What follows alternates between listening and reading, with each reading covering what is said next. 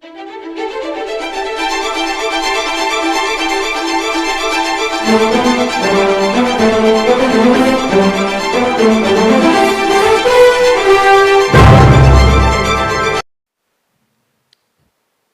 கண்மலையும் எங்கள் மீட்பெருமாய் கர்த்தாவே, எங்கள் வாயின் வார்த்தைகளும் உம்மை பற்றி தியானிக்கும் தியானமும் இனிதாக இருப்பதாக. ஆமென். திரு ஸ்தோத்திரம். பரிசுத்த ஆவியானவர் தாமே இந்த இடத்துல அசைவாடி கொண்டிருக்க சவுண்டு கேட்குதா? பரிசுத்த ஆவியானவர் இந்த இடத்துல அசைவாடி கொண்டிருக்கிறார். இவ்வளவு நேரம் நம்ம பரிசுத்த ஆவியானவருடைய பிரசன்னத்தை நாம் உணர்ந்தோம்.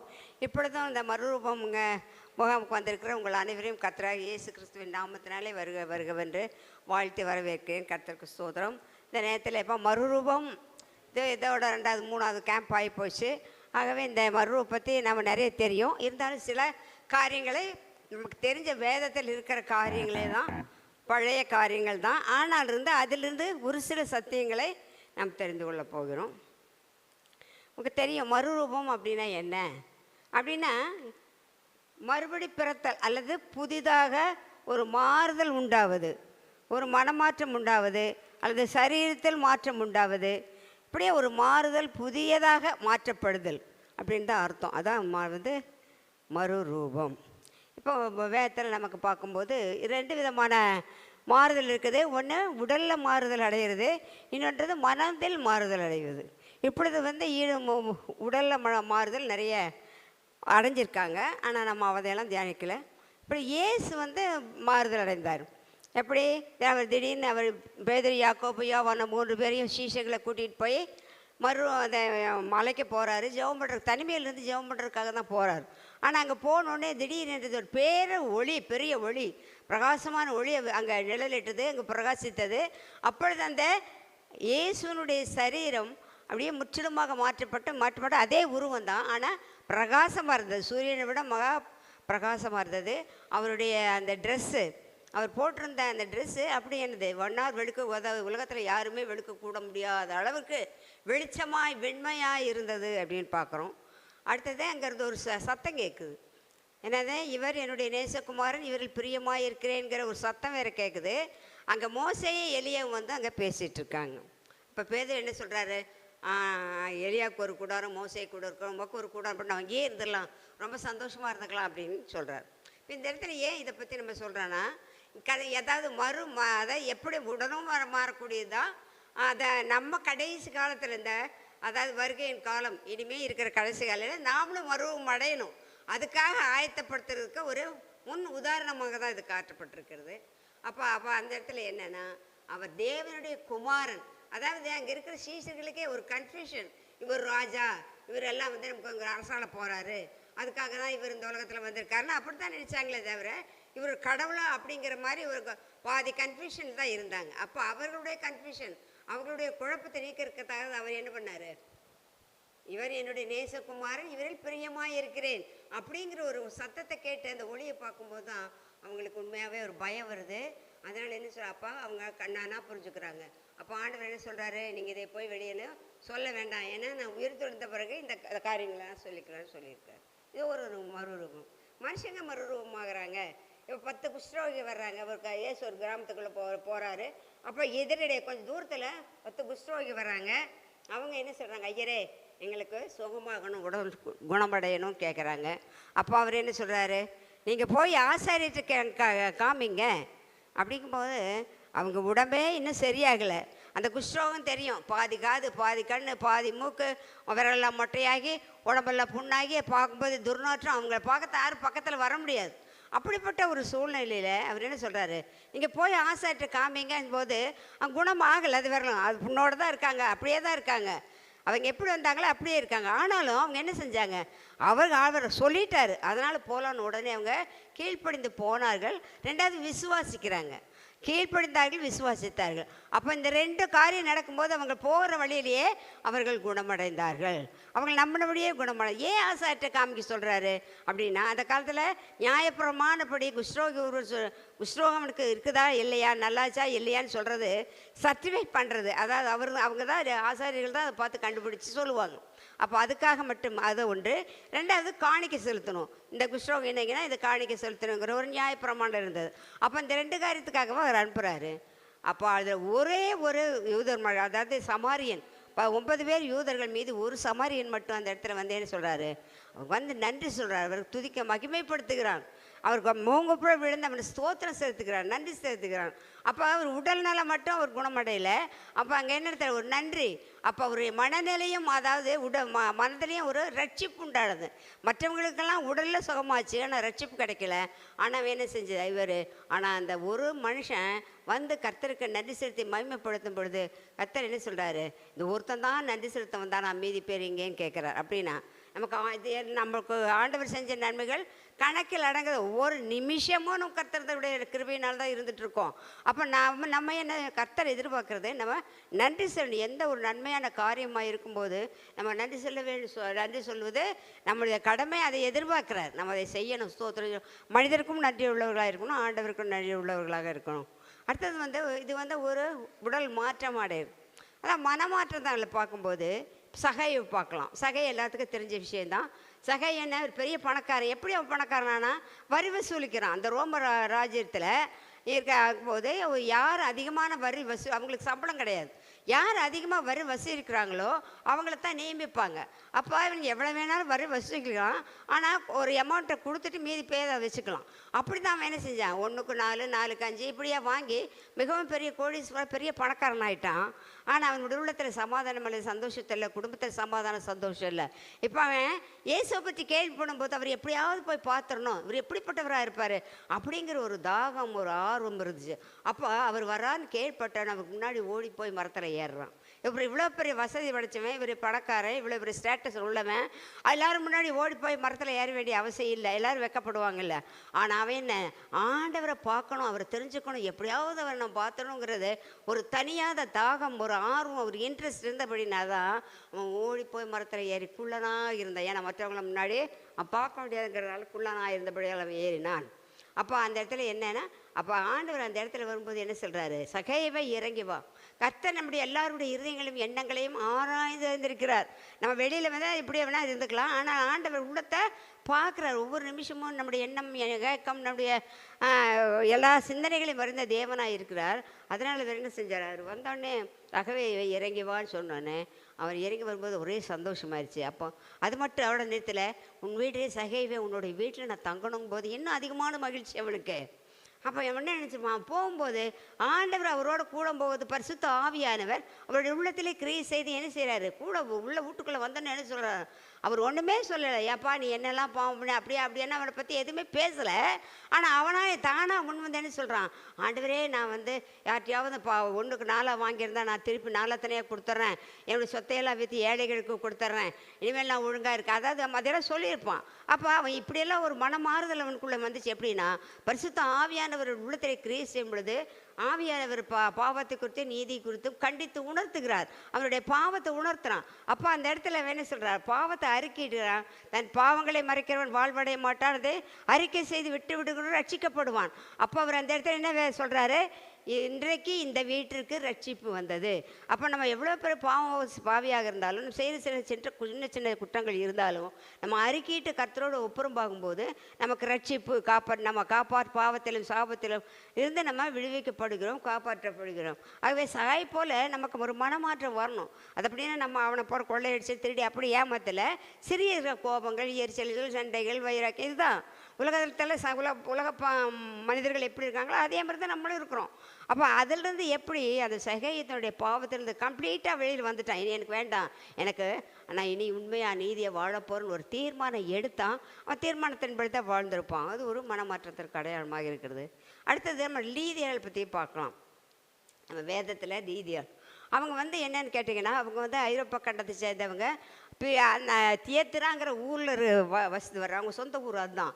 ஆனால் அவங்க பிலிப்புங்கிற அந்த பட்டணத்தில் வந்து என்ன பண்ணுறாங்க, ஒரு ரத்தாம்பர வியாபாரம் பண்ணுற பெரிய வியாபாரி இருக்கிற அப்படின்னாலே அந்த ஊர் வந்து நல்ல செழிப்பான நகரமாக இருந்தது. ரத்தாம்பரம் வியாபாரம் பண்ணுறதுக்கு ஏற்ற ஸ்தலமாக இருந்தது. அது ரோமருடைய ஆட்சிக்குள்ளே இருந்தது. அதனால் அங்கே அந்த இடத்துல வந்து அந்த அம்மா என்ன செய்கிறேன், அந்த ரத்தாம்பரங்கிறது என்ன, சிகப்பு யூதா ரெண்டும் கலந்துருக்கிற ஒரு கலர். அது அப்படிப்பட்ட கலர் உள்ள அப்படிப்பட்ட ட்ரெஸ்ஸு, அப்படிப்பட்ட ஒரு காஸ்ட்லி ஒரு விலையுறந்த ட்ரெஸ்ஸை போடணுன்னா ஒன்லே பெரிய அரசாங்க அதிகாரிகளாக இருக்கணும், இல்லைன்னா பெரிய கோடீஸ்வரர் லட்சாதிபதிகள் பணக்காரர்கள் தான் இருக்கணும். அப்படிப்பட்ட உடையை தயாரித்து விற்றுக்கிற ஒரு பெரிய பணக்கார அம்மா, ஒரு கௌரவப்படுத்தக்கூடிய ஒரு கனம் பொருந்திய ஒரு லேடி. அப்படிப்பட்ட அந்த அம்மா அப்படி இருக்காங்க. அப்போது அங்கே அப்போஸ்தலனாகிய பவுல் பிலிப்புங்கிற ஊருக்கு அவர் ஊழியம் செய்யும் போகும்போது அங்கே யூதர்கள் அதிகமாக இல்லை, அதனால அங்கே ஜெபாலயம் இல்லை, ரோமர்கள் அதிகமாக வசதினால. அப்போ அவருக்கு எங்கே போய் நம்ம எப்படி எங்கே போனாலும் அவர் என்ன செய்வார், யூத ஜெபாலயங்களில் போய் பிரசங்கம் பண்ணுவார். ஆனால் இங்கே பார்த்தா ஆலயம் மேலே எங்கே பண்ணுறதுன்னு சொல்லி அவர் யோசித்துட்டு இருக்கும்போது அங்கே சுற்றி பார்க்குறாரு. ஒரு ஆறு தான் ஓடுது. சரி, நான் ஆத்தங்கரையில் உட்காந்து என்ன செய்யலாம், நம்ம ஜெபம் பண்ணலாம், இங்கே வர்றவங்களுக்கு நம்ம சுவிசேஷத்தை அறிவிக்கலாம்னு சொல்லி அந்த இடத்துல அறிவிக்கிறார். பாருங்கள், நம்ம நினைக்கிறோம் நம்ம இவ்வளோ பெரிய சர்ச்சு, ஒரு நல்ல என்வாயர்மெண்ட்டு, ஒரு நல்ல சூழ்நிலைகள், வசதியான இடங்கள், இப்படி இருக்கும்போது நம்ம என்ன பண்ணுறோம், சுவிசேஷத்தை அறிவிக்கணும். இப்படி நம்ம அப்படி தான் நினச்சதா இப்படியெல்லாம் தெரிந்தெடுத்து இங்கே வந்திருக்கிறோம். ஒரு நல்ல வசதியாக உட்காருக்கு, படுக்கிறதுக்கு, தூங்குறதுக்கு, சாப்பிட்றதுக்கு எல்லாம் வசதியாக இருந்தால் தான் நம்ம சுவிசேஷம் சொல்கிறதுக்கு வசதியாக இருக்குது. ஆனால் அந்த அவர் பெரிய பணக்காரர் இருந்தாலும் அவர் இந்த சுவிசேஷம் சொல்லணுங்கிற ஆர்வத்தில் என்ன பண்ணுறாரு, ஆத்தங்கரையில் உட்காந்து சுவிசேஷம் சொல்கிறான். அந்த இடத்துல இந்த இவ்வளோ பெரிய பணக்கார அந்த லேடி அந்த இடத்துல உட்காந்து சுவிசேஷத்தை கேட்குறாங்க. அங்கே இருக்கிற பெண்களும் கேட்குறாங்க. கேட்டோடனே கர்த்தர் லீதியாளின் இருதயத்தை திறந்தார். அப்படின்னு என்ன, எவரை முன்குறித்தாரோ அவரை நீதிமான் ஆக்கியிருக்கிறார், எவரை நீதிமான் ஆக்கியிருக்கிறாரோ அவரை பயன்படுத்தி இருக்கிறார். கர்த்தர் முன்குறிக்கப்பட்ட அந்த அம்மா. அப்போ அவங்க அந்த வசனத்தை, அந்த வேத வசனத்தை அவர்கள் கேட்கும் பொழுது அப்படி உள்ளம் திறக்கப்படுகிறது. முதல்ல அவங்களாம் ஆண்டவர் தான் வணங்குறாங்க. இருந்தாலும் முழுவதுமாக தன்னை அர்ப்பணித்து உடனே என்ன செய்கிறாங்க, ஞானஸ்நானம் எடுக்கிறாங்க. அது மட்டும் இல்லை, அவங்களுக்கு குடும்பத்தையே ஞானஸ்நானம் எடுக்க வைக்கிறாங்க. அது மட்டும் இல்லை, என்ன செய்கிறாங்க, இப்போ எத்தனையோ வருடக்கணக்கில் சுவிசேஷத்தை கேட்குறாங்க. ஆனால் என்ன பண்ணுறதில்ல, மனம் திரும்புறதில்ல, ஆனால் விசுவாசிக்கிறது இல்லை, அடுத்தடுத்த காரியங்களுக்கு ஈடுபடுறதில்லை. கேட்குறோம், ஆமாம் நல்லா தான் இருக்குது, சரி போகலாம், இப்போ ஞானஸ்நானம் எடுத்துக்கலாம், அப்புறம் எடுக்கலாம், இப்போ என்ன அவசரம், நமக்கு என்ன வயசு ஆயிடுச்சா, இப்போவே நம்ம வேதத்தை பின்பற்ற முடியுமா, இப்படி வேதத்தில் உள்ளபடி நடக்க முடியுமா, இதெல்லாம் நமக்கு சாத்தியமாகுமா, இப்படியெல்லாம் தான் மனிதர்கள், உலக மனிதர்கள் நினச்சதுனால தான் எல்லாருக்கும் இயேசு நல்லவர்னு தெரியும், வேதம் நல்லது எல்லாமே தெரியும். ஆனால் இதெல்லாம் பெரிய கடினமான உபதேசம், இதெல்லாம் நம்மளால் கை கொள்ள முடியாதுன்னு சொல்லி தான் விலகி ஓடுறாங்க. அப்புறம் அது மாதிரி அப்போ இந்தம்மா அப்படி கிடையாது, விசுவாசிக்கிறாங்க, உடனே ஞானஸ்நானம் எடுக்கிறாங்க, தன்னுடைய குடும்பத்தை ரட்சிப்புகளை கொண்டாடுறாங்க. அது மட்டும் இல்லை, அப்போஸ்தலர்கிட்ட சொல்கிறாரு, பவுல்கிட்ட சொல்கிறாரு, நீங்கள் என்னை, நான் உண்மையான ஒரு விசுவாசி, நான் விசுவாசிக்கப்பட்டிருக்கேன் அப்படின்னு நீங்கள் நம்பினீங்கன்னா என் வீட்டில் தங்குங்க அப்படி சொல்கிறாங்க. பாருங்கள், அவங்க வீட்டையே அந்த இடத்துல, ஏன்னா அவங்க தங்கறதுக்கு இடம் இல்லை. அப்போ அவங்க பாருங்கள், அவங்க வீட்டை திறந்து கொடுக்குறாங்க. அது மட்டும் இல்லை, ஜெபம் நடத்துறதுக்கு இடம் கிடையாது. அப்போ அதை ஒரு ஆலயமாக அந்த வீட்டையை திறந்து கொடுத்து தங்கறதுக்கு ஒரு போர்ஷன் கொடுக்குறாங்க. அந்த இடத்துல ஆலயமாக மாறுறதுக்கு, ஜெபம் நடத்துறதுக்கு, சபை நடத்துறதுக்கு அவர்களுடைய வீட்டையே திறந்து கொடுக்குறார்கள். அது மட்டும் இல்லை, அவங்க சம்பாத்தியத்தில் எவ்வளோ கடினமானது, ஒரு 800 அந்த கிழிஞ்சல்களை உடைச்சாதான் ஒரு ட்ராப் அந்த கலர் வருமா, ப்ளூ கலர் வரும். ஆனால் அந்த மாதிரி கடினமாக உழைச்சி தான் அவங்க என்ன இந்த ரத்த வியாபாரத்தை செய்ய முடியும். அப்படிப்பட்ட சூழ்நிலையிலும் கூட அவ்வளோ பெரிய கஷ்டமான, அதாவது அந்த சம்பாதிக்கிற சம்பாத்தியத்தில் முற்றிலுமாக அவர்களுடைய செலவுக்கு போக, அவங்களுடைய தேவைக்கு போக, மீதி இருக்கிறதெல்லாம் ஊழியத்திற்கு கொடுத்தாங்க, ஊழியர்களை தாங்கினாங்க, ஊழியர்களை தங்க வச்சாங்க. அது மட்டும் இல்லை, அவங்களை விசுவாசிகளோட போய் அவங்களோட சேர்ந்து ஊழியமும் செய்கிறாங்க. இந்த இடத்துல உன்னை பார்க்குறோம், நான் ரட்சிக்கப்படுறாங்க, குடும்பத்தை ரட்சிப்புக்குள்ளே கொண்டாடுறாங்க, சபையை நடத்துறதுக்கு தேவையான வீட்டை திறந்து கொடுக்குறாங்க, அதோட அவங்களும் ஊழியம் செய்கிறாங்க, அவங்க சம்பாத்தியத்தில் 3/4 பாகம் ஊழியர்களுக்கு கொடுக்குறாங்க. அப்போ ஒரு விசுவாசி செய்ய வேண்டிய, நம்ம என்ன சொன்னால் கேட்குறோம், போகிறோம், வர்றோம், நம்ம ஆண்டவருக்காக என்ன செய்கிறோம். இது 2000 வருஷத்துக்கு முன்னாடியே நடந்துருச்சு. ஏன் 2000 முன்னாடிக்குள்ள ஒரு லேடி, அந்த அம்மா சம்பாத்தியம்தான், ஆனாலும் அவர்கள் தைரியமாக என்ன பண்ணாங்களாம், அவர்களே ஆசியாவில் 7 சபைகளை நிறுவினார் என்று சரித்திரம் கொடுக்கிறது. அப்படின்னா பெண்களால் கூடாது, என்னால் கூடாது அப்படியெல்லாம் ஒன்றும் இல்லை. நம்ம நினச்சா என்ன வேணால் ஆண்டவரோட கிருபையினால் கர்த்தருக்காக நம்ம அர்ப்பணிக்கணும், நம்ம தைரியமாக நிற்கணும், ஓடி உழைக்கிறதுக்கு நம்முடைய நேரத்தையும் காலத்தையும் செலவழிக்கணும். அப்போ ஒரு பெண் இந்த லீதியால் இப்படிப்பட்ட ஒரு காரியத்தை செய்து அந்த இடங்களில் சபைகள், அது ஐரோப்பாவிலே முதல் பெண்மணி, ஞானஸ்நானம் பெற்று ரட்சிக்கப்பட்ட பெண்மணி அவங்க தானா, முதல் மிஷினரி அவங்க தான், முதல் ஊழியக்காரி அவங்க தான், முதல் சபையை நிறுவனவங்க அவங்கள தான். அவ்வளோ பெரிய ஊழியத்தை ஒரு பிரசங்கம் கேட்ட உடனேயே மனம் திரும்பி இப்படிப்பட்ட காரியங்கள் செய்திருக்காங்க போது நம்ம எத்தனை பிரசங்கத்தை கேட்குறோம், எவ்வளோ வேதத்தை படிக்கிறோம், நம்மளால் நம்ம மற்றவங்களுக்கு அதாவது ஆண்டவருக்கு நாம் எவ்வளோ பிரயோஜனமாக இருக்கிறோங்கிறதையும் ஒரு சிந்திச்சு பார்க்க வேண்டிய காரியமாக இருக்குது. அடுத்தது தெபோராவை பற்றி பார்க்கலாம். தெபோராவை பற்றி நிறைய என்னன்னு சொல்ல போகிறோன்னா, அவங்க ஒரு பெரிய பெண் வந்து தீர்க்கதரிசி. பழைய ஏற்பாட்டில் அவங்க தான், அதான் யோசுவா, மோசே யோசுவா. அதுக்கப்புறம் ஒரு பெரிய நியாயாதிபதி யாருமே இல்லை. அதனால் இஸ்ரவேல் ஜனங்கள் என்ன செஞ்சாங்க, தங்களுடைய மனம் போன போக்கில் போய் பாவத்தை செஞ்சாங்க. அவங்க பாவம் செய்ய எப்பவுமே இஸ்ரவேல் ஜனங்கள் வழியை விட்டு விலகி பாவம் செய்யும் பொழுது அவர்கள் என்ன செய்கிறாங்க, ஆண்டவர் அவங்களை யார் கையில் விற்று போடுறார். அது மாதிரி தான் இந்த இடத்துல யாபின்கிற கையில், அதாவது கானானிய ராஜாவினுடைய கையில் இஸ்ரவேல் ஜனங்களை ஒப்பு கொடுத்தா 20 வருஷம் அங்கே இருக்கிற அந்த சேனாதிபதி சிசரா மிகவும் கொடுமையாக அவனை நடத்தினான். அப்போ அவங்க என்ன பண்ணுறாங்க, மிகவும் கொடுமையாக நடத்தும் போது ஆண்டவர் நோக்கி கூப்பிடுறாங்க. எப்போவுமே நமக்கு ஆபத்து அதை கஷ்டம் வரும்போது ஆபத்து காலத்தில் என்னை நோக்கி கூப்பிடு, நான் உன்னை விடுவிப்பேன், நீ என்னை மகிமைப்படுத்துவாய். இது வேத வசனம். அது மாதிரி ஆபத்து வரும்போதே இஸ்ரவேல் ஜனங்கள் கூப்பிடுவாங்க. ஆனாலும் கர்த்தர் உருக்கம் இறக்கம் நீடிய சாந்தம் மிகுந்த கிருபையும் தெய்வம் உள்ளவர். அதனால் அவர் அதை இறங்கி அவங்களை விடுவிக்கிறதுக்காக என்ன செய்கிறார், தீர்க்கதரிசி தெபோராள்கிட்ட பேசுகிறாரு. நீ அங்கே இருக்கிற பாராக்க கூப்பிட்டு ஒரு 10,000 பேர் கூட்டிகிட்டு தாபோர் மலைக்கு போ, நான் வந்து என்ன செய்வேன், அவங்கள உன் கையில் ஒப்படைப்பேன்னு சொல்கிறார். அதே மாதிரி அந்த அம்மா கர்த்தரிடத்தில் காத்திருந்து கர்த்தரிடத்தில் அந்த வசனத்தை கேட்டு, அதாவது கர்த்தர் என்ன கைட்லைன்ஸ் கொடுக்குறாரு, எப்படி அவர் செய்ய சொல்கிறாரோ அதை கேட்டு உடனே என்ன பண்ணுறாங்க, அந்த பாராக்க வர வச்சு அவனுக்கு ஒரு 10,000 கூட்டிகிட்டு நீ போ. அம்மா அவர் சொல்கிறாரு என்னால் முடியாது, ஏன்னு கேட்டால் நீங்கள் வராமல் நான் போக மாட்டேன். ஒரு வீரர் சொல்கிறா, நீங்கள் போகாமல் நீங்கள் வராமல் நான் அப்போ அவங்க என்ன சொல்கிறாங்க, அவங்க நாட்டை நேசிக்கிறாங்க, மக்களை நேசிக்கிறாங்க, ஆண்டவருடைய கட்டளைக்கு கீழ்ப்படுகிறாங்க, அதை மக்களை எப்படி காப்பாற்ற வேணுங்கிறதுக்கு கைட்லைன்ஸ் கொடுக்குறாங்க, அதாவது வழி நடத்துகிறாங்க. அப்போ அவங்க நான் வரேன், நான் ஏன்னா ஒரு ஒரு ஒரு பெண் வந்து போர்க்களத்துக்கு போனது முதல் போர் தளபதி அவங்க தான் போய் என்ன பண்ணுறாங்க, டைரெக்ஷன் கொடுக்குறாங்க. இங்கே இந்த சைடில் இப்படி நில்லுங்க, இப்படி யுத்தம் பண்ணுங்க அப்படின்னு சொல்லிட்டு அந்த டெக்னிக் எல்லாம் ஆண்டவர் பேச பேச அவங்களுக்கு சொல்லி அதே முறையில் அவங்க வந்து அதை கையாளும் போது கர்த்தர் என்ன செய்கிற அவங்கள போகிறாங்க. ஆனால் பட்டய கருக்கினால் அத்தனை பேரையும் கொண்டு போட்டு அவங்களுக்கு ஒரு பெரிய வெற்றியை கொடுக்குறாரு. இஸ்ரவேல் ஜனங்கள் மீட்கப்படுறாங்க. இதுக்கு காரணம் என்ன, தெபோராள். காரணம் அவங்க தீர்க்கதரிசனம் சொல்கிற மட்டும் இருந்தாங்க, போர் தளபதியாக ஆண்டவருடைய கிருபையில் பரிசுத்த ஆவியானவர் கூட இருந்த தைரியத்தினால அவங்க என்ன செஞ்சாங்க, நான் செத்தாலும் சாகிறேன் எப்படின்னு எஸ்தர் சொன்னது போல் என்னுடைய நாட்டு மக்களுக்காக நான் செய்கிறேன்னு சொல்லி அவங்களோட கூட போனாங்க. அடுத்தது அவங்க வந்து என்ன செய்கிறாங்க, நியாயாதிபதியாக இருந்தால். இப்போ பாருங்கள், அவங்களும் ஒரு வீட்டு பெண்மணி லபிதோத்தின் மனைவி தான். ஆனாலும் அவங்க அந்த வேலையை வந்து தைரியமாக செய்கிறாங்க. காரணம் என்னென்னா, கர்த்தரோடு அவங்க இருந்தாங்க, அவங்களோட கர்த்தர் இருந்தார். கர்த்தர் அவங்களோடு இருந்தபடினால, பரிசுத்த ஆவியானவருடைய வழிநடத்தல் இருந்தபடினால் அவங்க காத்திருந்து ஜெபித்து கர்த்தருடைய சத்தத்தை கேட்டு அவருடைய வழிநடத்தலை கேட்டு அதன்படி மக்களை வழிநடத்துறதுனால இஸ்ரவேல் ஜனங்கள் காப்பாற்றப்படுகிறார்கள்.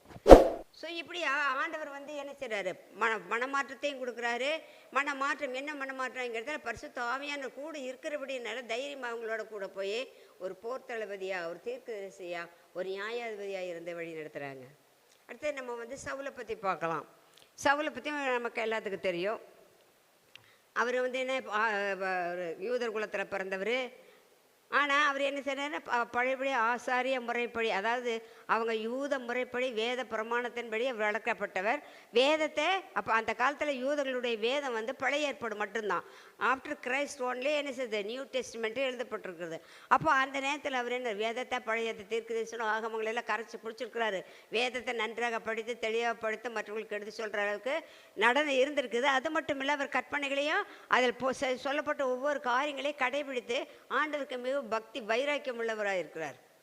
இப்போ என்னாச்சு, இப்போது அப்போ ஆனால் அந்த நேரத்தில் பரிசுத்த ஆவியானவர், அதாவது இயேசு சிலுவையில் அறையப்பட்டு உயிர் தெழுந்து பரிசுத்த ஆவியானவர் 120 பேர் மேலே பொழியப்பட்டு, அடுத்தது அந்த சீஷர்கள் பரிசுத்த ஆவியினுடைய பலத்தினால எல்லா இடத்துலையும் ஊழியம் செய்து அற்புதங்களையும் அதிசயங்களையும் செய்து இயேசு உயிரோடு எழுந்துட்டார், அவர் தான் கர்த்தர் என்று சொல்லி மற்றவங்களுக்கு அவங்க சுவிசேஷம் அறிவிக்கும் போது அதை வந்து யார் பார்க்குறாரு, சவுல் பார்த்தோன்னே அவருக்கு கோபம் வருது. என்னடா இது, வேத பிரமாணத்துக்கு எதிராக செய்கிறாங்க. நமக்கு ஒரே ஒரு கர்த்தர் தான். இங்கே பைபிளில் பழைய ஏற்பாட்டில் சொல்லியிருக்கிறது இவர் தானே கர்த்தர்.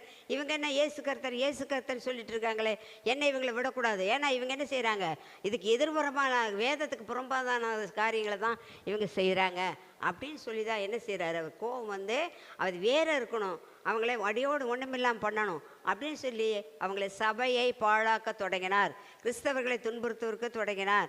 ஆண்களையும் பெண்களையும் கட்டி கொண்டு வந்து சிறையில் போடுறாரு. அடுத்தது கொலை பண்ணுறதுக்கு கூட அவருக்கு துணை நிற்கிறாரு. அடுத்தது என்ன நடக்குது, சரி இனி இதோடு இருக்கக்கூடாது. அது இப்படி அவர் சபையை பாழாக்கினபடினால, மற்றவங்களை துன்புறுத்தினபடினால அந்த கிறிஸ்தவங்க என்ன செய்கிறாங்க, ஒரு இடம் விட்டு இன்னொரு இடத்துக்கு போகிறாங்க. அது மாதிரி முக்கியமான இடத்துக்கு தமஸ்குவுக்கு போகிறாங்க. நிறைய பேர் அங்கே போய் குடியேறி அங்கே இருக்கிற ஜெபாலயத்தில் போய் இருக்கிறாங்க. இப்போ என்ன செஞ்சார், இங்கே மட்டும் எருசலேமில் மட்டும் இல்லை, அந்த ஜெபாலயத்தில் தமஸ்குவில் இருக்கிற அவர்களையும் நம்ம கட்டி கூட்டிகிட்டு வந்து அவங்களையும் சிறையில் தள்ளணும், அடிக்கணும், கொலை பண்ணணும் அப்படிங்கிற ஒரு எண்ணத்தில் தான் அவர் என்ன செய்கிறாரு, நிருபங்களை பிரதான ஆசிரியர் நிருபங்களை கேட்டு எழுதி வாங்கி பர்மிஷன் வாங்கிட்டு, ஏன்னா அந்த ஜெபாலயங்களுக்கு பிரதான ஆசிரியர்களுக்கு பர்மிஷன் கொடுக்குறக்க அதாவது அதிகாரம் இருக்குது.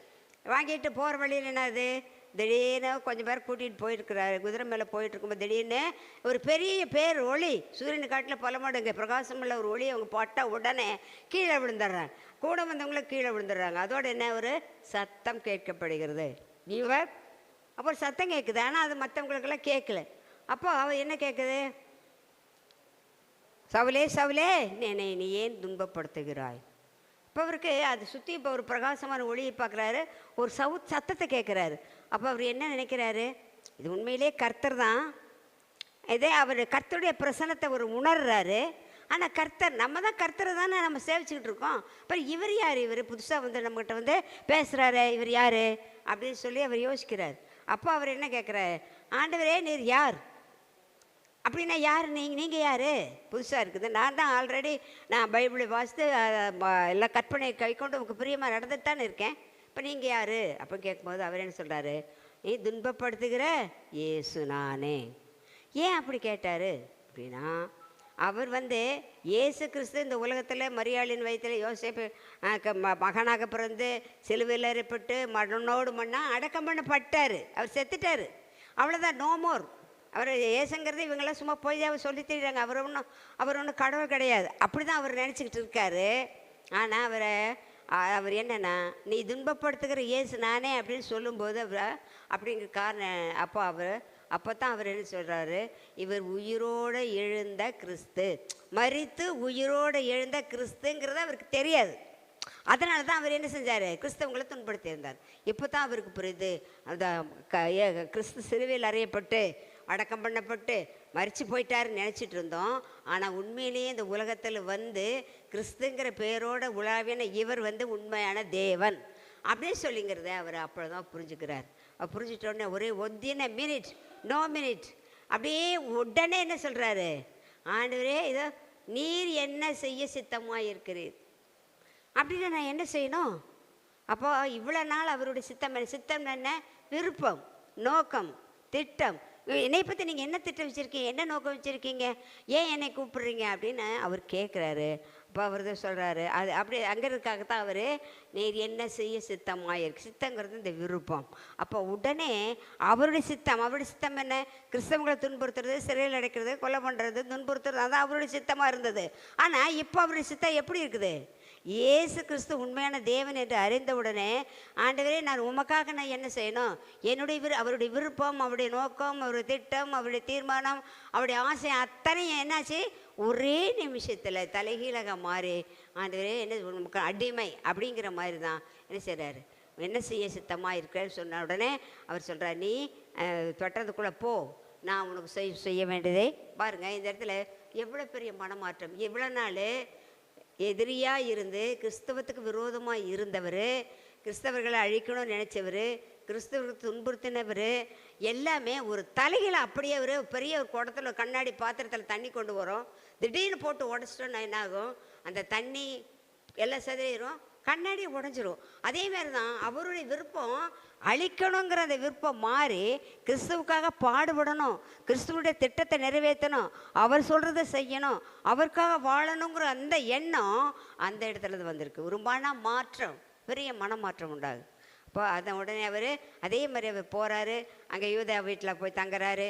அப்போ அனனியாவுக்கு கர்த்தர் தரிசனமாகி என்ன சொல்கிறாரு, நீ நேர்த்தருவின்ற அந்த யூதா வீட்டுக்கு போ, அங்கே அந்த சவுல் இருக்க ஜெபம் பண்ணிகிட்டு இருக்கான், நீ அவன் மேலே கையை வைக்கிற மாதிரி ஒரு தரிசனங்கள்றான், நீ போகும்போது அனனியா என்ன சொல்கிறாரு, ஐயோ அவன் பெரிய துரோகியாச்சே, அவன் எவ்வளோ நாள் எவ்வளோ தொல்லை கொடுத்துட்டு இருந்தான், அவன் பரிசுத்தவான்களெல்லாம் எவ்வளோ துன்பப்படுத்தினான், ஆண்டவர் நமக்கு தெரியாதா? இப்போ அவர் சொல்கிறாரு, புறஜாதிகளுக்கும் ராஜாக்களுக்கும் இஸ்ரவேலருக்கும் என்னுடைய நாமத்தை என்னை பற்றி சொல்லுவதற்கு, என்னை பற்றி சாட்சி சொல்லுவதற்கு, என்னுடைய நாமத்தை அறிவிக்கிறதுக்காக நான் தெரிந்து கொண்ட பாத்திரமாக இருக்கிறான். அவன் எவ்வளோ பாடுபடணும் அது எனக்கு தான் தெரியும். அதே மாதிரி அவர் போகிறாரு, போய் அவர் 3 நாள் புசியாமலும் குடியாமலும் கண் பார்வை இல்லாமலும் இருந்தார்.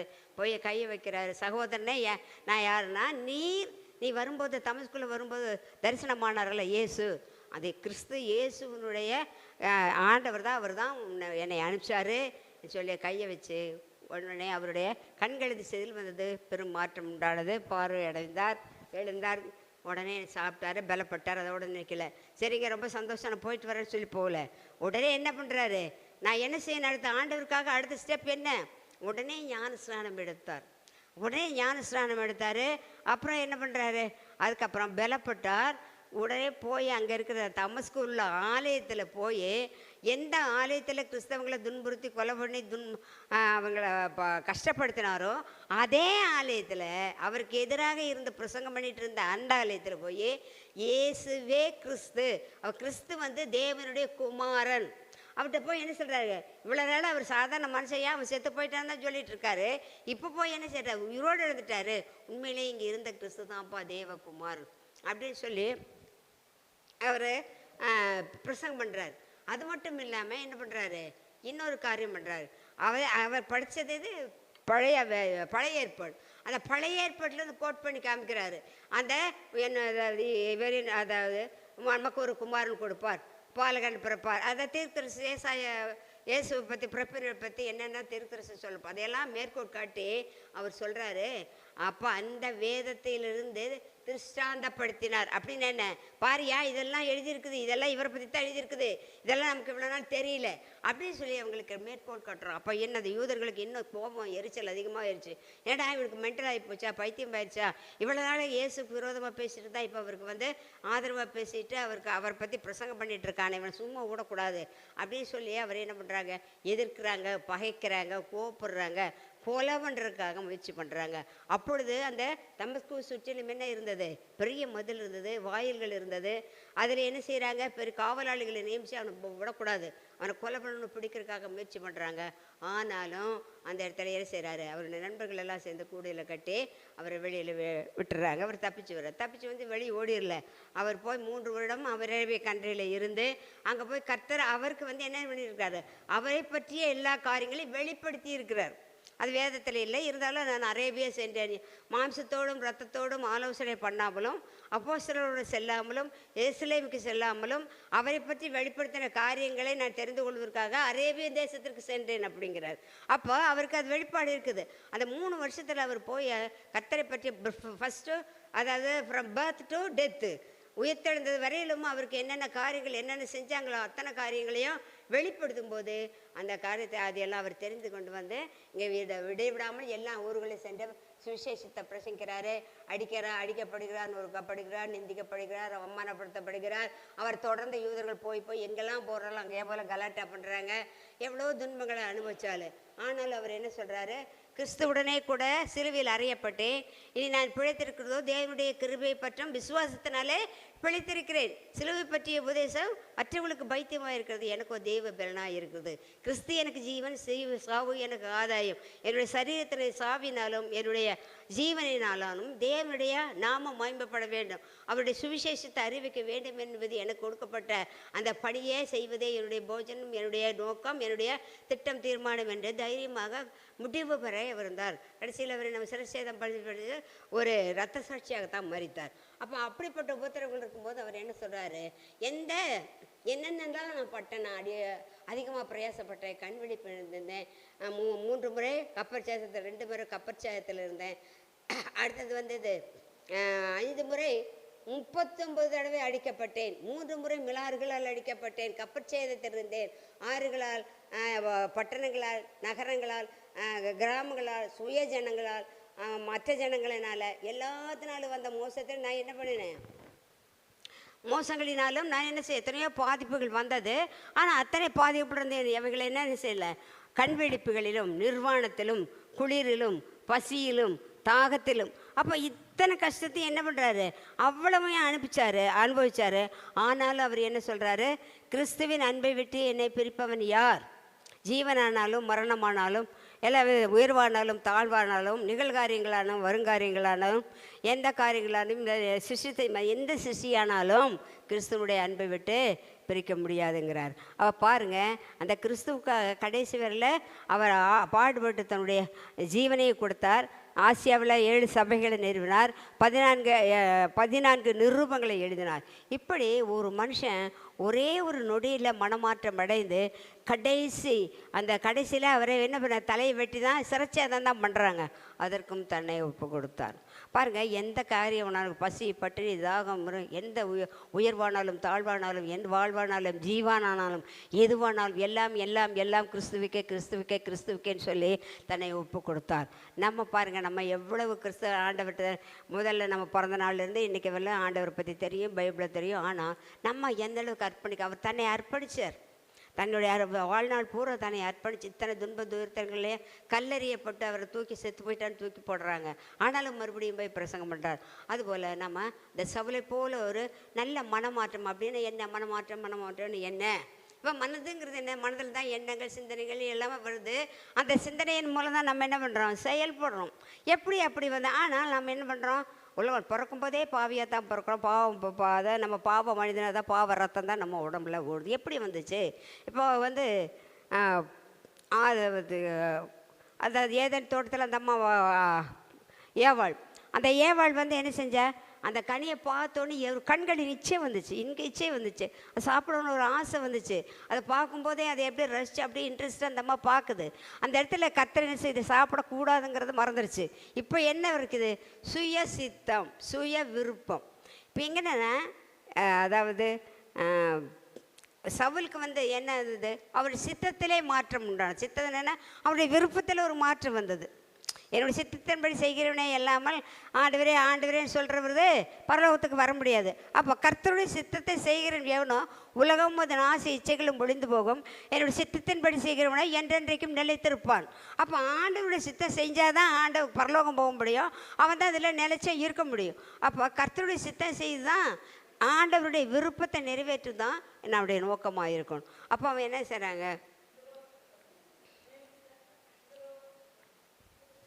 இந்த மனதிலே மாற்றங்கிறது கர்த்தருடைய சித்தம் மாறுறது, விருப்பம் மாறுறது, நோக்கம் மாறுறது. அப்படிங்கும்போது அந்த அம்மாவுக்கு சுயசித்தம், அந்த சுயசித்தம் வரும்போது தான் பாவம் வருது. இப்போ எனக்கு வேணும், நான் இது விரும்புகிறேன், நான் இதை சாப்பிட்ணும், எனக்கு இதை செய்யணும் அப்படிங்கிற அந்த காரியம், அந்த சுய விருப்பம் வரும்போது தான், அந்த சித்தம் வரும்போது தான் என்ன ஆகுது? நமக்கு அதிலிருந்து தான், சுய நலத்திலிருந்து தான் நமக்கு என்ன வருது? பாவம் வருது. நம்முடைய விருப்பத்தை முதல்ல வச்சிடறோம், ஆண்டவருடைய விருப்பத்தை பின்னால் வச்சிடறோம். காலையில் 5 மணிக்கு தான் ஜெபம் பண்ணணும்னு பரிசுத்த ஆவியை நமக்கு எழுப்பி விடுவார். ஆனால் நமக்கு அந்த நேரத்தில் குளிருது, தூக்கம் வருது, டயர்டாக இருக்குது. சரி, இன்னும் 1 மணி நேரம் கழித்து தேர்ந்திருக்கலாம், அப்புறமா ஜெபம் பண்ணிக்கலாம்னு தோணுது. அது எதோடு? அது நம்முடைய விருப்பம். ஆண்டவருடைய விருப்பம் எழுந்திரிச்சு ஜெபம் பண்ணுங்கிறது ஆண்டவர் விருப்பம். நம்ம விருப்பம் என்ன? தூங்கணுங்கிறது நம்ம விருப்பம். அப்போ நம்முடைய விருப்பம் முன்னாடி வரும்போது அது பாவம் ஆகிறது. அப்படின்னா தூங்குறது மட்டும் இல்லை, நம்ம செய்கிற ஒவ்வொரு காரியத்திலையும் இதை செய்யாத அப்படிங்கும்போது இல்லை கொஞ்சம் நேரம் கழித்து நம்ம அதை செஞ்சுருவோம். ஒரு இடத்துல சீரியல் வருது, அது நல்ல ஒரு கதையாக இருக்குது, கொஞ்சம் நேரம் பார்த்துட்டு அப்புறமா பைபிள் வாசிக்கலாம்னு நினைக்கிறோம். ஆனால் ஆண்டவர் சொல்கிறார், அது நேரத்தனே கொஞ்சம் நேரமாவது ஆண்டவர் துதிச்சு ஸ்தோத்திரம் பண்ணி அவருக்கு ஜெபம் பண்ணி நேரத்தை செலவிடுன்னு சொல்கிறோம். ஆனால் இங்கே என்ன வருது? நம்முடைய விருப்பம் எங்கே போகுது? சீரியல் மேலே போடுது. பாட்டு அப்போ சிவாஜி பாட்டு கேட்க ரொம்ப நல்லா இருக்குது, பழைய பாட்டு அப்படின்னு உடனே நம்ம இந்த இன்ட்ரெஸ்ட் அது மேலே தான் போகுது. அப்போ நம்ம சுய விருப்பத்தை நிறைவேற்றாமல் கர்த்தருடைய விருப்பத்தை நிறைவேற்றாத போது அது பாவமாகிறது. அப்போ கர்த்தர் என்ன சொல்கிறாரு? முழு இதயத்தோடும், முழு பிறத்தோடும், முழு ஆத்மாவோடும், முழு இதயத்தோடும் அன்பு கூறுவாயாக அப்படின்னு. முழு இதயம் எங்கே இல்லை? நமக்கு அரைக்கால் வரி இதையும் கூட என்ன செய்யறதில்ல, அவருடைய விருப்பத்தை நிறைவேற்ற முடியல. நம்முடைய விருப்பம் தான் முன்னாடி 75% முன்னாடி வருது. அதனால நம்ம என்ன செய்கிறோம்? பாவம் செய்கிறோம். அப்போ ஒருவன் கிறிஸ்தவுக்குள்ள இருந்தால் புது சிருஷ்டியாக இருக்கிறான், பழையவர்களெல்லாம் ஒழிந்து போயின, எல்லாமே புதிதாயின, பழைய கொஞ்சமாக புளித்தமாகவும் எல்லா மாவையும் பழசாக்குது. அது மாதிரி நம்ம என்ன செய்யும்போது, கிறிஸ்துவோட ஞானஸ்நானம் எடுக்கும்போது கிறிஸ்துவுடனே கூட சிலுவையில் அறையப்பட்டேன்னு சொல்கிற மாதிரி நாமளும் சிலுவையில் அறையப்பட்டு நம்முடைய சரீரம், இந்த பாவ சரீரம் அதோட என்ன செய்யறான், சாகடிக்கப்படுகிறான், செத்து போகிறான். மரித்தவன் பாவத்துக்கு மரித்து நீதிக்கு பிழைத்திருக்கிறான். கிறிஸ்துவ கர்த்தர் இருந்த பாவத்துக்கு மரித்து நீதிக்கு பிழைத்திருக்கிறார். அது மாதிரி நம்முடைய நம்ம சரீரம் பாவத்துக்கு மரித்து நீதிக்கு பிழைத்து கர்த்தருக்காக பிழைத்திருக்கிறார். அப்போ ஞானஸ்நானம் எடுக்கும்போது அவரோட சிலுவையில் அறையப்படுகிறான். பழைய மனிதன், பழைய சுவாபம் உள்ள அந்த சுவாபங்கள் அத்தனையும் வந்த சிலுவையில் அறையப்படுகிறது. மரிச்சவனுக்கு கோபம் வராது, எரிச்சல் வராது, சண்டை வராது, அதாவது நம்முடைய விருப்பம் நிறைவே வராது. செத்தவனுக்கு எங்கேயாவது விருப்பம் வருமா? அப்போ அது மாதிரி நம்ம பாதியை செத்து போயிட்டான். அடுத்தது என்ன செய்கிறோம்? அடுத்தது கிறிஸ்து உயிரோடு எழுந்திருக்கும் போது அவருடைய ஜீவன் நமக்குள் வரும்போது, அந்த பரிசுத்த ஆவியானவர் நமக்குள்ளே வரும்போது, பரிசுத்த ஆவியானவர் நம்மளே ஆளுகை செய்யும்போது என்ன செய்கிறோம்? நம்ம பாவத்துக்கு விலகு நீதியை செய்கிறோம். கிறிஸ்துவின் சிந்தை இல்லாதவன் அவருடைய ஆவியோ கர்த்தருடைய ஆவியானவரால் நடத்தப்படும் பொழுது நமக்கு ஆவிக்கேற்றவர்களை சிந்திப்போம், ஆவிக்கேற்றவர்களை நம்ம செயல்படுத்துவோம். அப்போ நம்முடைய இந்த ஆவி ஆத்ம சரீரத்தை முற்றிலுமாக நம்ம ஒப்பு கொடுத்து பரிசுத்த ஆவியானவருடைய ஆளுக்கு ஒப்பு கொடுக்கும் பொழுது என்ன ஆகுது? ஆவியானுடைய ஆளுகைக்கு வரும்போது பரிசுத்த ஆவியான் நம்முடைய எல்லா பாவங்கள், இந்த நம்முடைய விருப்பங்கள் அல்லது வேண்டாத கர்த்தருக்கு விரோதமாக காரியங்கள் அத்தனை இருந்த விலைக்கு காத்து பரிசுத்த வாழ்க்கை, நீதியுள்ள வாழ்க்கை, கர்த்தருக்கு பிரியமான வாழ்க்கை வாழ கர்த்தர் உதவி செய்கிறார். அப்போ நம்ம மாம்சத்துடைய கிரிகள் தெரியும். விபச்சாரம், வேசித்தனம், அசுத்தம், காம விகாரம், பில்லி சுரிய கட்டுகள், கோபங்கள், விரோதங்கள், சண்டைகள், இப்படிப்பட்ட காரியங்கள், பொறாமைகள், களவுகள், வைராக்கியங்கள், மார்க்க பேதங்கள், இதெல்லாம் எங்கேருந்து வருது? இதெல்லாம் நம்ம சரீரத்துலேருந்து வருது. அப்போ இத்தனையும் இதெல்லாம் நமக்கு இன்றைக்கி இருந்துக்கிட்டு தான் இருக்குது. இதில் 75, அதில் இருக்குது 17 சொல்லப்பட்டிருக்குது. அது 17 15 நம்மக்கிட்ட இருக்குது. ஏதோ 1 2 தான் இல்லை. அப்போ இன்னும் நம்ம கிறிஸ்துவுக்குள்ளே சாகரிக்கப்படவில்லை. அதை பாவ சரீரம் இன்னும் நம்ம மட்டும் சாகலை. அது இன்னும் உயிரோடு எழுத தலை காமிச்சு தலை முடிட்டு தான் இருக்குது. அப்போ இந்த சுவாபங்கள் அழிக்கப்பட வேண்டும். அப்படி அழிக்கப்பட வேண்டும்னா நம்ம சரீரத்தை நம்ம என்ன சொல்கிற ரோமர் 12 உங்களுடைய சகோதரி உங்களுடைய சரீரங்களை பரிசுத்தமும் தேவனுக்கு பிரியமான ஜீவ பலியாக ஒப்புக் கொடுக்க வேண்டும் என்று தேவனுடைய இரக்கங்களை முன்னிட்டு வேண்டிக் கொள்கிறேன். நீங்கள் இந்த பிரபஞ்சத்திற்கு ஒத்த வேஷம் தெரியாமல் தேவனுடைய பிரிவும் நன்மையும் மான சித்தம் இன்னதென்று பகுத்தறியத்தக்கதாக உங்கள் மனம் புதிதாகிறதுனாலே பரிசுத்தவாங்கள்னு சொல்கிறார். அப்போ மனம் புதிதாகணும்னு என்னது?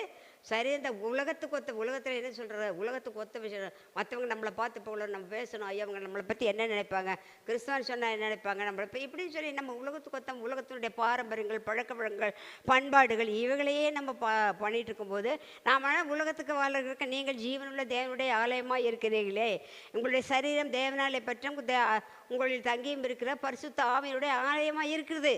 நீங்கள் உங்களுடைய அல்ல, நீங்கள் கிறிஸ்துவனுடைய இவர்கள். அப்போ நம்ம ஆண்டவருக்குரியவங்க. நம்முடைய சரீரம் ஆலயத்துக்குரியது. ஒரு தேவனுடைய ஆலயத்தை கெடுத்தால் அவன் தேவன் அவனை கெடுப்பார். அப்போ இந்த பரிசுத்த ஆலயத்தை நம்ம பரிசுத்தமாக வச்சணும்னா நம்ம என்ன செய்யணும்? ஒப்பு கொடுத்து தேவனுடைய பிரியமும் நன்மையுமான சித்தம், அவருடைய விருப்பம் என்ன என்று தெரிந்து கொண்டு அதற்கேற்றபடி நம்ம வாழணும். அப்படி ஒருவன் எனக்குள் இருந்தால் அவன் என்ன செய்வான்? மிகுந்த காவியின். அப்போ ஒரு செடி வளரணும், தண்ணி ஊற்றி உடம்பு போடும்போதே என்ன செய்யுது? இது வளருது. அதுபோல நம்ம ரட்சிக்கப்பட்டாலும் பரிசுத்தாவியை பெற்றாலும் அது மேலே வளர்றதுக்கு வேத வாசியத்தை தினம் ஜபிச்சு நம்முடைய மற்ற நம்ம மக்களோடு உறவாடி அவர்களோடு நம்ம ஐக்கிய வைக்கும் பொழுது தான் நம்ம ஆவிக்குரிய ஜீவித்தில் வளர வேண்டும். அப்படி பண்ணும்பொழுது தான் நம்முடைய ஆவியின் கனி கொடுக்காத மரமெல்லாம் வெட்டுண்டு போகும். அப்போ என்ன கனி கொடும்? ஆவியின் கனினா என்னன்னு ஆவியின் கனின்னு தெரியணும். அப்படின்னா என்ன அப்படின்னா கர்த்தருக்காக, அதாவது நாம் மற்றவர்களுக்காகவும் நம்ம ஆண்டவருக்காகவும் மற்றவர்களுக்காகவும் நன்மை செய்கிறவர்களாகவும் உதவி செய்கிறவர்களாகவும் ஆத்ம ஆதாயம் செய்கிறவர்களாகவும் மற்றவங்களுக்கு பரப்புரை செய்கிறவர்களாகவும் இருக்கக்கூடிய அந்த நிலைக்கு பேர் தான் ஆவியின் கனி. அப்போ ஆவியின் கனி அன்பு, சந்தோஷம், சமாதானம், நீடிய பொறுமை, தயவு, நற்குணம், விசுவாசம், இச்சையடக்கம். இவங்களுக்கு விரோதமான பிரமாணம் ஒன்றுமில்லை. அன்புனா என்ன? அன்பு சும்மா வாயில் பேசிட்டு அன்பு தானா? அன்பு தேவனிடத்திலிருந்து வருகிறதுக்கு. அவரே முதல்ல அன்பு காட்டுறது எப்படி காட்டினாரு? தேவன் தம்முடைய ஒரே பேரான குமாரனை விசுவாசிக்க எவனோ அவன் கெட்டு போகாமல் நித்திய ஜீவனை அடையும்படிக்கு அவரை தந்தார். இவ்வளவாய் உலகத்தில் அன்பு கூர்ந்தார். முதல்ல அவர் தான் நம்மள்கிட்ட அன்பு கூர்ந்திருக்காரு. அப்போ அவரால் அன்புங்கிறது தேவனால் உண்டாகிறது. அன்பில்லாதவன் தேவனை அறியாதவன். அப்போ அன்பை நம்மளை எதை ஒருத்தர் பார்த்தா நம்ம ஒரு ஹெல்ப் பண்ணோம்னா ஓ நீ கிறிஸ்டியனா அப்படின்னு கேட்குறாங்க. ஏன்னா கிறிஸ்தவற்றிருந்து தான் அன்பு சொல்லப்படுகிறது. அப்போ நம்ம அன்போடு இருக்குன்னு என்ன அர்த்தம்னா ஆண்டவர்கிட்ட முழு இதயத்தோடு அன்பு செலுத்தணும், ஆண்டவருக்கு பிரியமாக இருக்கணும், மற்றவங்கள்ட்ட நம்ம அன்பு செலுத்தணும். அதான் அன்பு நீடிய பொறுமையும் சாந்தமும் மிகுந்த கிருபையும் தயவும் உள்ளது. அப்போ அந்த குணங்கள் இருக்கும்பொழுது தான் நம்ம என்ன தெரியுது, அந்த அன்பு செலுத்தப்படுகிறோம். அப்போ அடுத்தது உன்னிடத்தில் அன்பு கூறுவதோ பிறனிடத்திலும் அன்பு கூறுவாயாக. நான் ஆண்டவர்கிட்ட ரொம்ப அன்பு கூறுறேன்னு சொல்லி பக்கத்தில் கூட பிறந்த சகோதரர் சொந்தக்காரங்க உறவினர்கிட்ட சண்டை போட்டுட்டு பேசாமல் இருந்து வைரக்கியம் பாராட்டு கோபம் பாராட்டிட்டு இருந்தா அவனிடத்தில் அன்பில்லை, அவன் பொய்யன் அப்படிங்கிறார். அப்போ மற்றவங்கள்ட்ட பிறவர்கள்ட்ட நம்ம அன்பு கூறாமல் இருக்கும்போது நம்ம மற்றவங்கள்ட்ட அன்பு கூறாமல் போது நமக்கு இப்போ பெரிய கிறிஸ்தவன் சர்ச்சுக்கு ஆள் பைபிளை தூக்கிட்டு போகிறாங்க, எப்போ பார்த்தாலும் ஜெபம் பண்ணுறாங்க. ஆனால் பக்கத்து வீட்டுக்காரங்க எப்போ பார்த்தாலும் சண்டை போட்டு எரிச்சல் பண்ணிட்டு தான் இருக்கிறாங்க, கோப்படுத்திட்டே தான் இருக்கிறாங்க, நமக்கு விரோதமாக தான் செஞ்சிட்ருக்காங்க, கெட்ட வார்த்தை பேசுகிறாங்க. இதெல்லாம் போகும்போது நம்முடைய ஆண்டவருடைய நாமம் தூஷிக்கப்படுகிறது. அதனால் அன்புக்கு பொறாமை இல்லை. சகலமும் தாங்கும், சகலமும் சாந்தமும் தயமும் சகல நற்குணமும் போந்த சத்தியமும் பொறுமையும் உள்ள அன்பே பிரதானம், அன்பே பிரதானம். சகலமும் தாங்கும், சகலமும் நம்பும், மிகைப்படமென்றும் மேன்மை பாராட்டது அன்பே பிரதானம், சகோதர அன்பே பிரதானம். அப்போ அன்பிலே அந்த பாட்டிலே பார்த்திங்கன்னா அத்தனை இருக்குது. நீ என்னதான் உடைய அன்னதானம் பண்ணாலும் சரி, உடலையே சுட்டரித்து கொடுத்தாலும் சரி, எல்லாத்தையும் பண்ணாலும் அன்பு இல்லைன்னா ஒன்றுமே இல்லைங்கிற. அன்பு தயவுன்னு என்னது? யோசேப்பு அவனுடைய சகோதரர்கள் ஒரு குழியில் போட்டாங்க, கொல்ல பார்த்தாங்க, அவங்கள நாடு கடத்தி போனாங்க. ஆனாலும் சகோதரர்களை விட்டு போகும்போது தயவு காட்டினார். அதே மாதிரி தாவீது எல்லாத்திலும் தான். இது மாதிரி தயவுங்கிறது என்ன? மற்றவர்களுக்கு இன்முகமாக இருக்கிறது, உதவி செய்கிறது, பிறருடைய கஷ்டங்களை நம்ம தாங்கிறது, அவர்களை நேசிக்கிறது, பிற குற்றங்களை மன்னிக்கிறது, இதெல்லாம் தயவு. அப்போ நம்ம எப்போவுமே கடினமான இதயத்தோடு இல்லாமல் நாம் மற்றவங்களோட தயவு, எல்லாருக்கும் தயவுள்ளவர்களாக இருக்குது. அன்பு, தயவு, நீடிய பொறுமை அப்படின்னு என்ன? ஒரு நமக்கு மேலே ஏதாவது நம்மளை இன்சல்ட் பண்ணுற மாதிரி ஒன்று சொல்லிட்டாங்கன்னு வச்சா மகா கோவம் வந்துடுது. ஏன்னா நம்ம பற்றி நமக்கு பெருமை, நான் யார், என்னுடைய ஸ்டேட்டஸ் என்ன, நான் என்ன ஆள், என்னை பற்றி இப்படி சொல்கிறேன், இப்படி பண்ணிட்டு அப்படின்னு உடனே கோவம் வந்தது. அப்படின்னு என்ன, நம்மளை பற்றி நம்ம பெருமையாக நினச்சிக்கிட்டு இருக்கிறோம், நம்மளே நம்ம உயர்த்திக்கிட்டு இருக்கோம். அப்போ அது இருக்கும்போது தான் நமக்கு கோபம் வருது இல்லையா? அப்போ நம்ம என்ன செய்யணும்? நான் ஒன்றுமில்லை, என்னது, நான் தாழ்மையில் இருந்தேன், தயவாய் இருந்தேன், தேவனே உண்மை. நம்ம தாழ்மையில் கிடந்தோம், சேத்தில் கிடந்தோம், பாவத்தில் கிடந்தோம், கர்த்தர் தான் நம்ம ரட்சத்தை உயர்த்தி வச்சிருக்கிறாரு. அப்படியே நம்ம ஒன்றும் பெரிய ஆள் கிடையாது. அதனால் மற்றவங்களை நம்ம மன்னிச்சு என்ன செய்யணும்? நமக்கு விரோதமான காரியங்கள் செஞ்சாலும், நமக்கு பிடிக்காத காரியங்கள் செஞ்சாலும் பொறுமையோட நீடிய பொறுமை இருக்கோட. யோபனுடைய பொறுமை பற்றி அவன் எல்லாத்தையும் இழந்துட்டான், மனைவியே செத்து போயிருன்னு சொல்லிட்டான். ஆனாலும் அவர் என்ன செஞ்சார்? தேவனை முறுமுறுக்கவில்லை, குறை கூறவில்லை. அதனால் அவருடைய வாழ்க்கை எப்படியாச்சு? 2 மடங்கான ஆசீர்வாதத்தை பெற்றுக்கொண்டார். அது மாதிரி எல்லா காரியத்திலும் நம்ம நீடிய பொறுமையோடு இருக்கணும். அன்பு, தயவு, நீடிய பொறுமை, சாந்தம் அப்படின்னு என்ன? அமைதி. எல்லாத்துலேயும் ரொம்ப அமைதியாக இருக்குது, அமெரிக்கையாக இருக்கிறது, எதையும் எதிர்பார்க்காக்கிறது, பிறரை நேசிக்கிறது, பிறருக்கு உதவி செய்கிறது, பிறருடைய கஷ்டங்களை அனுசரித்து போகிறது, மற்றவங்களுக்கு எல்லா வகையிலுமே உதவி. அதுதான் சாந்தமுள்ளவன் பூமியை சுதந்திரத்துக் கொள்வான், சாந்தமுள்ளவன் பூமியிலே செழிப்பான், சாந்தமுள்ளவர்களுக்கு தயவனுடைய வழியை தெரிவிப்பார். இவ்வளவும் அந்த சாந்த குணமுள்ளவங்களுக்கு தான் ஆண்டவர் செய்கிறார். அப்படின்னா கர்த்தர் அப்படிப்பட்ட குணத்தை நம்மகிட்ட எதிர்பார்ப்பு. தயவு, நற்குணம் அப்படின்னு எல்லாமே தெரியும். எல்லா விதத்துலையும் நற்குணம் அப்படின்னா என்ன எப்படி திட்டினாலும், என்ன பண்ணாலும், என்ன கஷ்டம் கொடுத்தாலும், என்ன தொந்தரவு கொடுத்தாலும் அன்பாக நடந்துக்க, மற்றவங்களுக்கு உதவி செய்கிறது. எல்லா விதத்துலையும், எந்த நேரத்துலையும், எந்த காலத்துலையும் எப்போவுமே நம்ம என்ன செய்யணும்? மற்றவங்களுக்கு உதவி செய்கிறது தான் நற்குணம். எல்லாட்டும் பார்க்கும்போயோ அந்த பையன் ரொம்ப நல்ல பையன் அப்படின்னு என்ன, எப்போ பார்த்தா சிடு மூஞ்சி, எப்போ பார்த்தாலும் சண்டை, எப்போ பார்த்தாலும் கோபம், அப்பா அம்மாட்ட சண்டை, எங்கே போனாலும் சண்டை, ஒரு ரவுடித்தனம், இதெல்லாம் இல்லை. அங்கேருந்து இந்த இடத்துல இருக்குது. அப்போ அப்படிப்பட்ட ஒரு குணம் இருக்கும்போது தான் நற்குணம், தயவு, நற்குணம். இப்போ நீடிய பொறுமை, சாந்தம், தயவு, நற்குணம். இன்னும் என்ன? விசுவாசம். எந்த நேரத்திலும், எந்த காலத்திலும், எந்த நேரத்திலும் ஆண்டவர் தான் நமக்கு. இந்த இடத்துல பணம் இருந்தாலும் சரி, யார் ஆட்கள், நமக்கு என்ன அம்மா அப்பா இருக்காங்க, கணவன் மனைவி இருக்காங்க, இல்லை பணம் இருக்குது, எல்லா உதவியும் இருக்குது, நமக்கு என்ன குறைவு இருக்குது அப்படின்னு நினைக்காம எல்லாமே இருக்குது. ஆனாலும் இதெல்லாம் இல்லை. எல்லாத்துக்கும் மேலே ஆண்டவர் நம்மளோட இருந்தால் தான் எல்லாமே செய்ய முடியும். பணம் இருக்கும், பேங்க்கில் போய் எடுக்க முடியாத சூழ்நிலையாக இருக்கும். அப்பா அம்மா இருப்பாங்க, தூரத்தில் இருப்பாங்க, உதவி இருக்க முடியாது. கூட பிறந்தவங்க இருப்பாங்க, எங்கேயோ இருப்பாங்க, வர முடியாது. இப்போ அப்படிப்பட்ட ஒரு சூழ்நிலை, எல்லாவற்றுக்கும் எல்லாமாக இருக்கிற எல்லாம் இயேசுவே, எனக்கு எல்லாம் இயேசுவே. அதாவது தாழ்விலும் வாழ்விலும் சாவிலும் எல்லாத்திலும் இருக்கிற ஒருத்தர் தான். அதனால் அவர் மட்டும்தான் எனக்கு போதும்னு சொல்லி விசுவாசத்தோடு இருக்கணும். இச்சை அடக்கம் அப்படின்னு எல்லாத்திலும் ஒரு அளவு இருக்கணும். சாப்பிட்றது ரொம்ப டேஸ்ட்னா ரொம்ப அளவு அதிகம். அப்போ எனக்கு கிரிக்கெட் ரொம்ப பிடிக்குன்னா அதிலேயே உட்காந்து பார்க்குறது. அடுத்தது இந்த காரியம், இந்த இந்த ட்ரெஸ் எனக்கு ரொம்ப பிடிக்குன்னா அதே போய் எப்போ பார்த்தாலும் இப்படி எல்லாத்தையும் அளவுக்கு மிஞ்சின ஆசை, வேண்டாத ஆசை, இச்சைகள், மற்றவர்களை போல நாமளும் இருக்கணுங்கிற விருப்பம், இது எல்லாவற்றிற்கும் கண்களின் இச்சை எல்லாவற்றிலும் இருந்து நம்மை மீட்க அது ஒரே ஒரு வழி, பரிசுத்த ஆவியானவருக்கு நம்மை ஒப்பு கொடுத்து, ஆவி ஆத்தும சரீரத்தை ஒப்பு கொடுத்து ஆவியானவருடைய வழிநடத்தப்படி நமக்கு நடந்து நாம் மறுரூபம் அடையும் போது கர்த்தர் நம்முடைய வாழ்க்கையில் நம்மளோடு உன்னை விட்டு விலகுவதும் இல்லை, உன்னை கை விடுவதும் இல்லை, முடிவு பரிதம் நான் உன்னோடு கூட இருப்பேன், உலகத்தின் முடிவு பரிதம் நான் உன்னோடு கூட இருப்பேன்னு சொல்லியிருக்கிறார். அவர் நமக்கு அடைக்கலம் வேலையும் ஆபத்து காலத்தில் அனுகூலமான துணையுமாக இருக்கிறார். அதனால் நம்ம கர்த்தரையே நம்பி ஜாபிக்கும். கர்த்தருக்கும் நம்முடைய சரீரத்தையும் நம்முடைய சுபாவங்களையும் மனத்தினுடைய எண்ணங்களையும் நம்முடைய சித்தத்தையும் நம்முடைய விருப்பத்தையும் நம்முடைய நோக்கத்தையும் நம்முடைய எண்ணங்கள் இயக்கங்கள் எல்லாமே அவரோடது. நான் இனி நான் அல்ல, கிறிஸ்துவே என்னில் பிழைத்திருக்கிறார். ஒருவன் கிறிஸ்துவுக்குள் இருந்தால் புது சிருஷ்டியாக இருக்கிறான், பழையவர்கள் எல்லாம் ஒழிந்து போயின, பழையவர்கள் எல்லாத்தையும் ஒழிந்து புதிய சிருஷ்டியாக மாற கர்த்தர் நமக்கு கிருபை செய்வாராக. ஆமென்.